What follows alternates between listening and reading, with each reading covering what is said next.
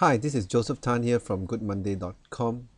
Now, how do you spot the slothful or lazy person?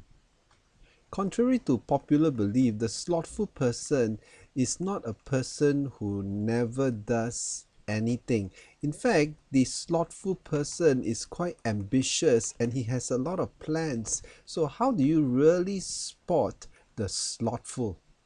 I'll be sharing with you 4 symptoms of the slothful person. The first symptom is a tough one because the slothful person does not believe he is slothful. Think about it. How many person you know that actually admit that they are lazy? In fact, the slothful person will tell you he is very willing to work. Except this, he is only waiting for more favorable working conditions. The working conditions is not favorable enough. That's why he is not able to work. So very cleverly, his focus is not on the work, his focus is on the environment. He very carefully rehearses and gives you lots of explanations why the conditions are not favorable for him to act. And so he deceives himself and he thinks that he is not slothful. So the very act of waiting for more favorable condition is a sign of slothfulness. Secondly, he makes little soft choices in life. Slothfulness does not happen overnight. It actually hits people on a gradual basis.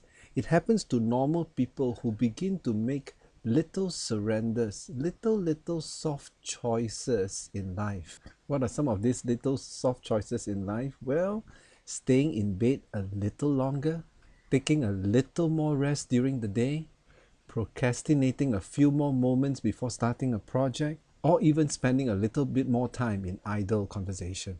There is a general refusal to be subjected to adverse working conditions. There is the attitude of, I'm entitled to a little bit of rest, I'm entitled to a little bit of time. So these little choices of entitlement soften the person rather than toughen him up to face the adverse situations in life, which is really needed for character growth, which is really needed to get things done, which is really needed to be successful. Now, even if the person really gets started on a job, very soon after that, he begins to feel lethargic because he starts to realize that it is not just only about starting the job, it is about there is the maintenance work that is involved in making sure that the project or that particular task continue to function according to plan. So the slothful person may get very excited during the brainstorming process, during the kickoff process, but when push comes to shove and the daily maintenance discipline comes to start kicking in, then begin to drift and the slothful attitude begins to be more visible. The path of the slothful is strewn by half completed jobs. Jobs that have started well but have not been completed and finished well. The fourth symptom is that the slothful person is the victim of self-induced fear. He lives within his own warped assessment of a world which is true only to him. This self-imposed world can also be called as a comfort zone, and anything that threatens the comfort zone, potential hardships, failures of other people, unnecessary risks, hazards, and so on, becomes an inducement point to cause him to want to stay where he is and not take the risk to venture out. Not only does he shut himself in from the self-induced fears, he also shuts out any feedback, advice, and counsel from others. Because this set of self-induced fears come a lot from self-reasoning, a lot of self-imposed thinking that doesn't take into account what others have to say. So the slothful person ends up playing the victim game.